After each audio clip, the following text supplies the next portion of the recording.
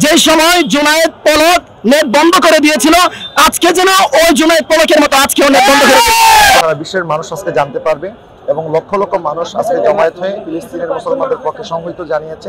পাশাপাশি ভারতে মুসলিম নিধন যে কর্মসূচি চলছে আমরা দেখতে পাচ্ছি, ইদানিং ভারতের মধ্যে মুসলমানদের উপরে নির্যাতন নিপীড়ন বেড়ে যাচ্ছে এবং মাজার মসজিদ হামলা হচ্ছে, বাংলাদেশের মধ্যে হচ্ছে। প্লাস ভারতে আপনারা দেখেছেন ইদানিং ওয়াকফ আইন তারা নতুনভাবে যে বিল উত্থাপন করার মাধ্যমে মুসলমানদের সম্পদের উপরে তাদের নিজেদের অধিকার হরণ করার যে একটি কূটকৌশল তারা নিয়েছে, আমরা সেটারও প্রতিবাদ জানাই এবং সারা পৃথিবীতে যেখানে মুসলমান নির্যাতিত নিপীড়িত হচ্ছে আমরা তাদের প্রতি সংহতি জানিয়েছি। এবং আপনারা দেখেছেন আমাদের দেশের মুসলমানরা কতটা শান্তিপ্রিয়, আমরা এখানে লক্ষ লক্ষ মানুষ জমায়েত হয়েছি, আমার মনে হয় একটা মানুষও আচার একটা পাতাও আমরা ছিঁড়িনি এবং প্রত্যেকে আপন আপন স্থান থেকে এখানে অংশগ্রহণ করে শান্তিপূর্ণভাবে আবার তারা বাড়িতে ফিরে যাচ্ছে। এটাই হচ্ছে মুসলমানদের চরিত্র এবং আমরা এটাই জানান দিচ্ছি, আমরা শান্তির পক্ষে, আমরা সম্প্রীতির পক্ষে। অবশ্যই আমরা ইসরায়েলের পণ্য বয়কটের মাধ্যমে আমরা ফিলিস্তিনিদের পাশে দাঁড়াতে পারি। ইসরায়েলিরা যেইভাবে তারা বেনিফিশিয়ারি হয় ওই মাধ্যমকে আমরা ত্যাগ করতে হবে এবং মুসলমানরা নিজেদের আপন শক্তিতে এগিয়ে যেতে হবে। ফিলিস্তিনিরা যেভাবে নির্যাতন নিপীড়িত হচ্ছে, আমরা যদি আজকে ইসরায়েলি পণ্য ব্যবহার করে আমাদের কেনা এই পণ্য, আমাদের এই টাকা ফিলিস্তিনিদের বিরুদ্ধে বুলেট হিসাবে ইসরায়েলিরা ব্যবহার করে। সুতরাং আমরা মনে করি প্রত্যেক মানবতার মূল্যবোধ যাদের মধ্যে আছে, যারা মানবীয় মূল্যবোধ সম্পন্ন মানুষ, বিবেক সম্পন্ন মানুষ, তারা প্রত্যেকে ইসরায়েলি পণ্য বয়কট করবে এবং তাদের সাথে সম্পর্ক ছিন্ন করবে এবং মজলুম মুসলমানদের পক্ষে থাকবে। যে ইতিহাসের নিষ্ঠুরতম বর্বরতা ইসরায়েল কর্তৃক সংগঠিত হয়েছে এবং সম্প্রতি ওয়াকফ আইন নিয়ে ভারতে মুসলমানদের উপর নির্যাতন, আমাদের পার্শ্ববর্তী দেশ মিয়ানমারে রোহিঙ্গাদের উপর মুসলমানদের উপরে এই নির্যাতন, পৃথিবীর মজলুম নির্যাতিত জনগোষ্ঠীর পক্ষে বাংলাদেশের পীর মাশায়েখ আলেম ওলামা দরবার খানেকা, বিশেষ করে আহলে সুন্নাত ওয়াল জামাতের মতাদর্শী পীর মাশায়েখ আলেম ওলামা যারা খানেকা, তাদের পক্ষ থেকে একটা শক্তিশালী সংহতি প্রকাশ করার প্রয়োজন ছিল এবং আমরা আজকে সে কাজটাই মূলত করেছি। এই প্রয়োজনীয়তায় পীর মাশায়েখ যারা আপন আপন দরবার এবং খানেকায় বসেও তারা কিন্তু এরকম একটা প্রতিবাদ, এরকম একটা সংহতি প্রকাশ করার প্রয়োজনীয়তা অনুভব করেছেন। আমরা সেই জন্য সকল পীর মাশায়েখ আলেম ওলামাদের কৃতজ্ঞতা জানাচ্ছি এবং সরকার আমাদেরকে সহযোগিতা করেছে। সরকারি সহযোগিতা ছাড়া এরকম বিশাল একটা আয়োজন, আপনারা দেখেছেন কত লক্ষ মানুষ আজকে ঢাকায় জড়ো হয়েছে, যেদিকে দেখছিলাম সেদিকেই মানুষ।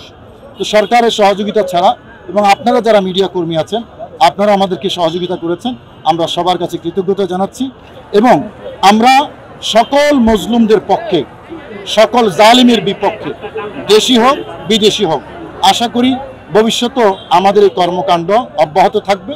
শান্তিপ্রিয় এই আন্দোলন আমরা চালিয়ে যাব ইনশাল্লাহ। আল্লাহর দরবারে শুকরিয়া আদায় করি, গতকাল রাত 12টায় প্রেস ক্লাব চত্বরে ঘোষণা হতে দেরি আপামোর শান্তিপ্রিয় মুসলিম জনতা আজ প্রেস ক্লাবে এমন ভালোবাসা উজাড় করে দিয়েছে।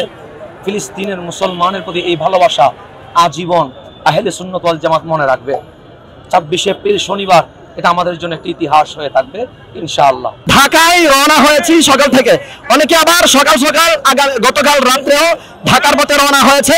তো আমরা এই ষড়যন্ত্র দেখতে পাচ্ছি, একদম আমাদেরকে দেওয়া হয়েছিল সোহরাওয়ার্দী উদ্যানে, ওখান থেকে আমাদেরকে ট্রান্সফার করে গোলাপবাগে দিয়েছে, ওখান থেকে আবার ট্রান্সফার করে ফ্রেন্ডস ক্লাবে দিয়েছে। তো এখানে আসার পরেও অনেকেই, আমি এখান থেকে সকালবেলা, শুধু আমি না, যারা এখানে রয়েছেন লক্ষ কোটি সুন্নি জনতা রয়েছেন, আপনারা দেখতে পাচ্ছেন একদম সকাল থেকে আমরা আমাদের লাইভ সম্প্রচার আমরা করতে পারছি না। আমরা দেখতে পাচ্ছি যে সময় জুনায়েদ পলক নেট বন্ধ করে দিয়েছিল, আজকে যেন ওই জুনায়েদ পলকের মতো আজকেও নেট বন্ধ করে দিয়েছে। আমরা কেন্দ্রীয়ভাবে আমাদের যে সমাবেশ হয়েছিল, কেন্দ্রীয়ভাবে যে ভাষণ দেওয়া হয়েছিল, কেন্দ্রীয়ভাবে যে কথাবার্তাগুলো বলা হয়েছিল, সেই কেন্দ্রীয়ভাবে কথাবার্তাগুলো লক্ষ কোটি সুন্নি জনতা লাইভ সম্প্রচার করতে পারেনি। এটা একমাত্র তাদের ষড়যন্ত্র, এটা আমরা ভালো করে জানি। হয়তোবা আমি এখানে কথা বলছি, হয়তোবা আর আগামীকাল আমাকে গুম করা হবে অথবা আমাকে মেরেও ফেলতে পারে, এতে করে আমাদের কোনো দুঃখ নেই। আমরা যেখানে সেভ হওয়ার, আমরা যেখানে রেকর্ড হওয়ার, আমরা যাকে দেখানোর জন্য এসেছি, আল্লাহ রব্বুল আলামিন আর মদিনাওয়ালার কদমে যদি আল্লাহ আমাদেরকে কবুল করেন, আমাদের আর জনসমুদ্রের কোনো প্রয়োজন নেই। কথা বলেছি আমরা শুধু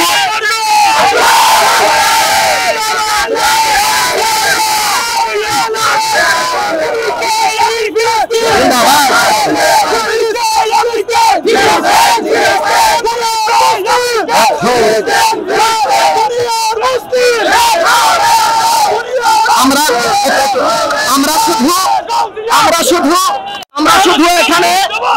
শুধু এখানে আল্লাহ এবং আল্লাহর রাসূলের সন্তুষ্টি অর্জনের জন্য এসেছি।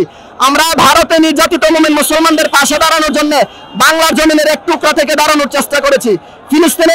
ফিলিস্তিনের নির্যাতিত মুমিন মুসলমানদের পাশে দাঁড়ানোর জন্য ঢাকার জমিনে আজকে আমরা একত্রিত হয়েছি। এরপরেও আমরা দেখতে পেরেছি আমাদের উপর অনেক ষড়যন্ত্র চলেছে, এমনকি আরো অনেক ষড়যন্ত্র চলেছে। আমরা দেখতে পেরেছি আমাদের মাইক ভালো করে চলে নাই। কেন চলে নাই? এত বড় কেন্দ্রীয় ভাবে একটা সমাবেশ হয়েছে, এখানে মাইক কেন চলবে না? এখানে মাইক কেন বন্ধ থাকবে? সারা সমাবেশ যখন থেকে কেন্দ্রীয় ভাবে আমাদের মূল সমাবেশ শুরু হয় তখন থেকে আমাদের মাইক বন্ধ। তখন থেকে আমাদের উলামায়ে কেরামগণ, আমাদের উস্তাদগণ, তিনারা কোনো কথাবার্তা জনসমুদ্রের মাঝে ছড়াতে পারেননি। সবাই কোনো কথা মনোযোগ সহকারে শুনতে পারেননি। কথা বলেন ঠিক কিনা? এমনকি আমরা জানতে পেরেছি চট্টগ্রাম থেকে কারা ছিল আপনি তো, এমনকি আমরা জানতে পেরেছি এখানে আমাদের কিছু ভাইদের উপরে আক্রমণ হয়েছে। আমাদের কিছু ভাইদের উপর এখানে আছেন আপনি, আমাদের কিছু গাড়ি আমাদের ব্লক করা হয়েছে পুলিশের মাধ্যমে। তো পুলিশের মাধ্যমে আমরা জানি না, আমরা যেটুক জানি, আমরা সুন্নি মুমিন মুসলমান সবসময় আইনকে ভালোবাসি, প্রশাসনকে ভালোবাসি। প্রশাসন বান্ধব মুসলমান হচ্ছে সুন্নি মুসলমান। এরপরেও হয়তোবা প্রশাসনের ভাইয়েরা তিনারা হয়তোবা বাধ্য হয়েছে, কিংবা তিনারা হয়তোবা বাধ্য হয়ে এই কাজগুলো করতে তিনারা বাধ্য হয়েছে, যে মানে অন্যের কোনো কথাই। কারণ তিনারা তো এখন আমরা জানি বর্তমানে অন্তর্বর্তীকালীন সরকার দেশ চালাচ্ছে।